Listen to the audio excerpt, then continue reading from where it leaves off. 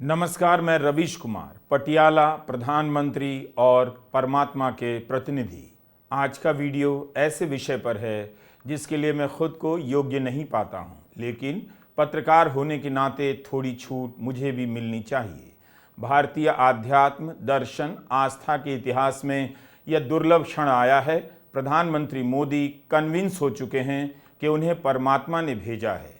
उन्हें बायोलॉजिकल शरीर से ऊर्जा नहीं मिलती है, ईश्वर को उनसे कुछ काम लेना था, इसलिए मिलती है। इस देश में लाखों लोग बिना छुट्टी के धूप में दिन रात काम करते हैं, बारिश में भीगते हैं, सर्दी में ठिठुरते हैं, मगर काम करते हैं। सालों साल काम करते हैं और करते ही जाते हैं। शायद उन्हें उसका एहसास नहीं हुआ होगा कि वे शरीर की ऊर्जा से कर पा रहे हैं या परमात्मा की दी हुई ऊर्जा से। आज का वीडियो परमात्मा टाइम पर है, लेकिन पहले पटियाला चलेंगे, जहां परमात्मा के भेजे गए प्रतिनिधि यानी प्रधानमंत्री की सभा थी।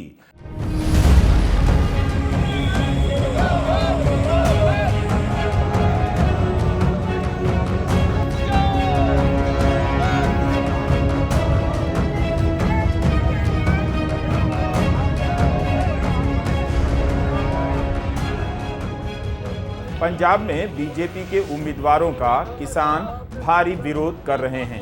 इसे देखते हुए वहां पर केंद्रीय बलों के अलावा 7,500 पुलिस बलों की तैनाती की गई है। इतनी संख्या के बाद रैली में लोगों को बुलाने की जरूरत नहीं थी, इतनी पुलिस से ही रैली हो जाती। 22 मई को ही किसान आंदोलन के 100 दिन हुए। इस मौके पर किसान बड़ी संख्या में शंभू बॉर्डर पर जमा हुए। क्या इन किसानों ने प्रधानमंत्री को यह कहते नहीं सुना कि उन्हें परमात्मा ने भेजा है? किसान चाहते थे कि एमएसपी के मुद्दे को लेकर प्रधानमंत्री उनके साथ बात करें, लेकिन ऐसा नहीं हुआ। शायद परमात्मा ने बात करने के लिए नहीं कहा। इसके विरोध में संयुक्त किसान मोर्चा और संयुक्त किसान मोर्चा गैर राजनीतिक ने काले झंडे लेकर उनका विरोध करने की घोषणा कर दी। किसानों से भी लगता है कि आज अनजाने में गलती हो गई। वे राजनेता समझकर प्रधानमंत्री के खिलाफ नारे लगाने लगे, जबकि प्रधानमंत्री खुद को परमात्मा का भेजा हुआ बताने लगे। खराब किया जावे दे बावजूद साडे किसान विरोध भी करते आ ते डिसिप्लिन जाब्ता भी रख लेते हैं। जनता के प्रतिनिधि जब परमात्मा के प्रतिनिधि होने का दावा करने लग जाएं, तब लोकतंत्र की आत्मा को जनता से निकालकर परमात्मा के लोक में शिफ्ट करना पड़ेगा। थोड़ी देर में आपको भी संदेह होने लगेगा कि चुनाव इस लोक के लिए हो रहा है या उस लोक के लिए हो रहा है। इस लोक के लोगों को चुनना है या उस लोक के भेजे हुए लोगों को चुनना है। भारतीय परंपरा में खुद को ईश्वर का भेजा हुआ कहने का चलन तो रहा है। हर काम के पीछे ईश्वर की शक्ति को श्रेय दिया जाता है। राहुल गांधी कन्हैया के लिए प्रचार करने गए और वहां भी उन्होंने इस बात की राजनीतिक आलोचना कर दी कि अगर कोई ऐसा कहे भी तो बाहर की दुनिया में नहीं कहना चाहिए। कन्हैया में अलग अलग लेवल की समझ है। यमुना पार की समझ है, किसानों की समझ है और इंटरनेशनल लेवल की भी समझ है।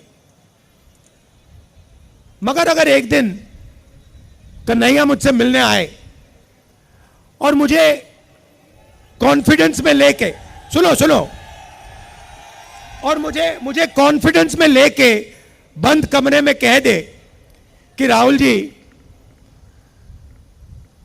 मैं बायोलॉजिकल नहीं हूं, मुझे परमात्मा ने भेजा है, तो मैं कन्हैया से कहूंगा, हाथ जोड़ के कहूंगा, कन्हैया ये बात तू बाहर मत कह दियो, गलती से भी ये बात बाहर मत कह दियो। मगर देश के प्रधानमंत्री चमचों के सामने इंटरव्यू में खुल के कहते हैं, मैं बायोलॉजिकल नहीं हूं, मैं बायोलॉजिकल नहीं हूं। जैसे आप सब हिंदुस्तान के की जनता, सारे जीव जो बायोलॉजिकल हैं, उनको नरेंद्र मोदी जी कहते हैं कि भैया आप सब बायोलॉजिकल हो, मैं बायोलॉजिकल नहीं हूं, मुझे परमात्मा ने ऊपर से भेजा है, मिशन के लिए भेजा है। अब अगर भैया सड़क पे आपको ये कोई कह दे तो आप उसे क्या कहोगे? क्या कहोगे? उसे कहोगे भैया माफ करो, काम अपना करो, हमें अपना काम करने दो। और उनके चमचे क्या कहते हैं? वाह वाह वाह वाह वाह, क्या बात बोली। क्या प्रधानमंत्री मोदी इस बात को लेकर सीरियस हैं कि उन्हें परमात्मा ने भेजा है? अगर वे सीरियस हैं तो मेरी तरह आपको भी सीरियस होना चाहिए कि आपको भी उसी परमात्मा ने भेजा होगा। प्रधानमंत्री कई बार इसी तरह की बातें अलग अलग तरीके से कर चुके हैं। यह मामला हर इच्छा या प्रभु इच्छा कहने के जैसा नहीं है। इसलिए जब प्रधानमंत्री मोदी ठहर कर यह कहें कि उन्हें यकीन हो गया है कि परमात्मा ने उन्हें भेजा है, तो हम जैसे लोग भी फंस जाते हैं कि कहीं परमात्मा के प्रतिनिधि की या परमात्मा की आलोचना तो नहीं कर दी। हमने तो जितनी भी आलोचना की है एक एक का वीडियो बनाया है। मैं तो मुकर भी नहीं सकता। अगर परमात्मा ने करण थापर को भेज दिया, मैं क्या करूंगा? करण सर से कह दूंगा हाथ जोड़कर, सर हम तो जनता का प्रतिनिधि समझकर आलोचना किए जा रहे थे, मुझे छोड़ दीजिए।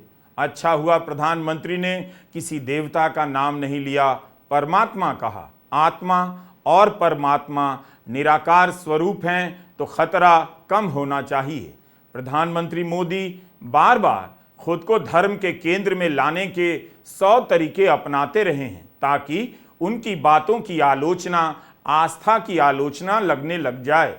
जब सवालों का जवाब नहीं दे पाते, काम का हिसाब नहीं दे पाते, तो राजनीति में धर्म को आगे कर देते थे, मगर अब तो खुद को ही परमात्मा का भेजा हुआ बताने लगे हैं। इनसे नाराज होना भगवान की नाराजगी मोल लेना हो सकता है। मेरी इस बात को नोट कर पर्स में रख लीजिए, वरना खतरा हो सकता है। उन्होंने अपने पूरे कार्यकाल में खुद को धार्मिक क्रियाकलापों के आसपास ही रखा और गंभीरता से पेश किया। बाकी का काम मीडिया कर ही देता है। उनका इंटरव्यू जिस भी अखबार में छपता है, प्रधानमंत्री के साथ साथ धार्मिक क्रियाकलापों वाली तस्वीरें भी छपती हैं।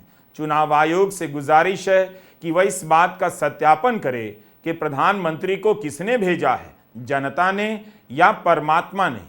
ऐसी भ्रामक जानकारियों को दूर करे, नहीं तो घोषणा ही कर दे कि भारतीय अध्यात्म और दर्शन की अनगिनत वर्षों की परंपरा में पहली बार हो रहा है जब परमात्मा के प्रतिनिधि चुनाव लड़ रहे हैं, लोगों से वोट मांग रहे हैं। आज तक परमात्मा के किसी प्रतिनिधि ने किसी से वोट नहीं मांगा था। मतलब कि हजारों साल के बाद भगवान हमारे पास आए, हजारों साल के बाद। हमें पूजा भी करनी चाहिए हमें उनकी, क्योंकि भेजा गया है। तो हम चाहेंगे कि सारी पार्टियां, सारी दल भगवान जी के पास जाएं और कहें कि प्लीज हम आपसे आग्रह करते हैं कि कई चीजें आप कीजिए। एक तो जो को लगभग कोई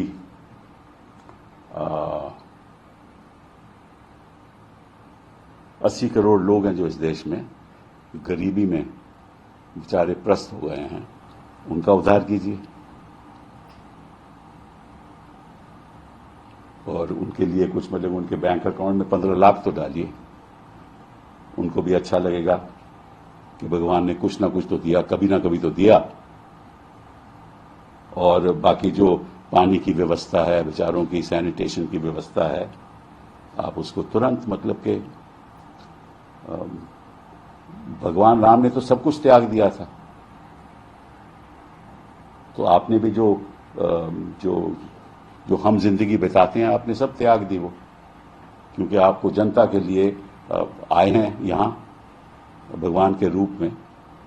तो आप जनता के लिए कुछ जरूर कीजिएगा, हमारे पत्रकारों के लिए भी कुछ कीजिएगा और जो मीडिया चैनल्स हैं उनको भी कुछ नसीहत दीजिएगा।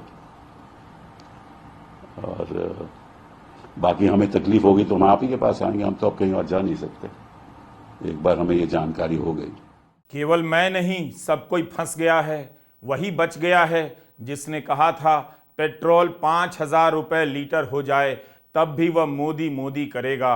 मुझे लगता है वह व्यक्ति दूरदर्शी होगा। उसने अनजाने में भी परमात्मा या परमात्मा के भेजे हुए प्रतिनिधि की आलोचना नहीं की। अब मुझे ईर्ष्या हो रही है। सारा पुण्य प्रताप उसे ही मिलेगा। नेता की बात होती तो लोग नारे लगा देते हैं, नाराज हो जाते हैं, और खुश होते हैं तो गले लगा लेते हैं। लेकिन जब नेता खुद को अवतार बताने लग जाएं तब तो आप नाराज नहीं हो सकते, ना उनके खिलाफ नारे लगा सकते हैं। कंगना रनौत से लेकर आचार्य प्रमोद, छन्नूलाल मिश्रा से लेकर राम मंदिर कमेटी के अध्यक्ष मोदी को राम का अवतार, विष्णु का अवतार, शिव का वरदान प्राप्त की हुई दैविक शक्ति के प्रतीक यह सब बता चुके हैं। लेकिन पात्रा नामक आत्मा ने पहली बार भगवान जगन्नाथ को ही मोदी का भक्त बता दिया। आम बातचीत में भारतीय इतनी सावधानी तो बरतते ही हैं कि वह खुद को कभी भी उन देवी देवताओं से ऊंचा नहीं कहते जिनकी वो आराधना करते हैं। दिक्कत यही है कि आप कंगना रनौत की बात मानकर प्रधानमंत्री को अवतार मान लेंगे तो एक दिन जब कंगना खुद के बारे में दावा कर देंगी कि वे भी परमात्मा या सुपर आत्मा की क्लास से आती हैं, तब आप क्या करेंगे? 5,000 रुपये पेट्रोल की तरह उनका भी समर्थन करेंगे। उसके अलावा कोई रास्ता आपके लिए खुला ही नहीं होगा कि कहीं से बचकर भाग जाएंगे। आप एक और आत्मा हैं जिनका नाम संबित पात्रा है। संबित पात्रा नामक आत्मा ने कह दिया भगवान जगन्नाथ मोदी के भक्त हैं। ओडिशा की भावना आहत हो गई कि जो जगत के निर्माता हैं, संस्थापक हैं, अधिष्ठाता हैं, वो मोदी के भक्त कैसे हो सकते हैं। जब जनता नाराज हुई तो संबित पात्रा ने आत्मा परमात्मा की बहस छोड़ तुरंत माफी मांगी, प्रायश्चित करने चले गए। कहा 3 दिनों तक के लिए उपवास पर रहेंगे। अमूमन मैं व्यक्तिगत तौर से भी और कांग्रेस पार्टी राजनीति में धर्म पर डिबेट करने से परहेज करती है। मुझे लगता है वो गलत है। मुझे लगता है धर्म और आस्था बहुत पवित्र विषय है, उन पर राजनीति नहीं करनी चाहिए। लेकिन करोड़ों हिंदू धर्म के अनुयायियों की आस्था को अगर भारतीय जनता पार्टी के लोग मोदी भक्ति में चूर होके, मोदी के अंधभक्त बनकर, घमंड और अहंकार में अगर हिंदू देवी देवताओं का अपमान करेंगे, हिंदुओं को, करोड़ों हिंदुओं की आस्था पर ठेस पहुंचाएंगे, तो चुप रहना संभव नहीं है। और कल कुछ ऐसा ही हुआ।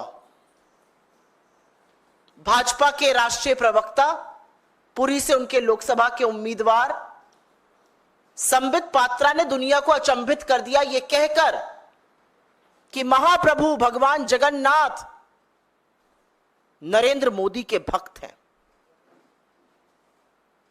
इस बयान की जितनी निंदा की जाए उतनी कम है। किसने आपको हक दिया है कि हिंदू देवी देवताओं के लिए ऐसे तिरस्कृत करने का काम करिए, उनका अपमान करिए? उनको नरेंद्र मोदी का भक्त बता रहे हैं आप। और असलियत यह है कि जब कोहराम मचा तब झूठी माफी मांगने की बात कर रहे हैं, मैं उपवास करूंगा। इतनी गलत बात कही थी, पहले ही आकर कहना चाहिए था। धर्म की राजनीति ने राजनीति से जनता के सवालों को गायब कर दिया और अब प्रधानमंत्री उसी जनता में खुद को परमात्मा के प्रतिनिधि के रूप में स्थापित कर रहे हैं। अंकिलों के लिए इससे ज़्यादा खुशी की बात क्या हो सकती है। हाउसिंग सोसाइटी में उन्हें प्रभात फेरियां निकालने का सुंदर मौका मिलेगा। यह चुनाव मौका था कि लोग प्रधानमंत्री से काम का हिसाब मांगते, लेकिन वे खुद को परमात्मा का भेजा हुआ बताने लगे हैं। कभी कहते हैं जनता ने उस पद पर भेजा, कभी कहते हैं परमात्मा ने भेजा। अगर सब परमात्मा के आशीर्वाद से हो ही रहा है तो प्रधानमंत्री जी उसी परमात्मा से पूछकर बताइए कि इस बार ऐसा क्यों हुआ कि IIT के 23 कैंपस में 7,000 छात्रों को नौकरी नहीं मिली, उनका प्लेसमेंट नहीं हुआ। यह जानकारी आईआईटी कानपुर के पूर्व छात्र धीरज सिंह ने आरटीआई से निकाली है। आईआईटी के प्लेसमेंट में भाग लेने वाले छात्रों की संख्या में 1.25 गुना उछाल आया है, मगर प्लेसमेंट ना होने वाले छात्रों की संख्या में 2.25 गुना का उछाल आ गया है। दूसरी तरफ इकोनॉमिक टाइम्स में प्रधानमंत्री मोदी के इंटरव्यू से इतनी बड़ी हेडलाइन बनाई गई है, भारत में बेरोजगारी ऐतिहासिक रूप से नीचे आ गई है। जब आईआईटी के ग्रेजुएट को नौकरी नहीं मिल रही तो बाकियों को कहां और कैसे मिल रही है? क्या यह पहली बार हुआ है कि हिंदू देवी देवताओं का नरेंद्र मोदी के समकक्ष करके अपमान किया गया है? बिल्कुल भी नहीं। यह तस्वीर आपको याद होगी, प्राण प्रतिष्ठा के दौरान बीजेपी के ऑफिशियल हैंडल से यह तस्वीरें इस्तेमाल की गई थी। इन तस्वीरों में भगवान राम एक छोटे से बच्चे और उनकी उंगली पकड़कर एक वयस्क नरेंद्र मोदी उनको मंदिर की ओर ले जा रहे हैं। अगर ऐसी बात कांग्रेस के नेता ने कही होती जैसी संबित पात्रा ने कही है तो 1 जून तक इसी बात को लेकर गोदी मीडिया में बहस होती और बीजेपी का हर कार्यकर्ता यही कहने लग जाता, आस्था का अपमान हुआ है, और पत्रकार बीजेपी का कार्यकर्ता बन जाता। लेकिन संबित पात्रा के मामले में गोदी मीडिया तुरंत ही चुप हो गया। हिंदी अखबारों ने इस खबर को जल्दी से गायब किया।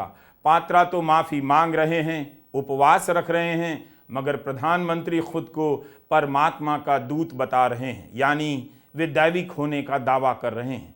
चुनाव प्रचार में धर्म के नाम पर वोट मांगना मना है, लेकिन जब उम्मीदवार खुद को परमात्मा का भेजा हुआ कहने लग जाए तो चुनाव आयोग की क्या गाइडलाइन है?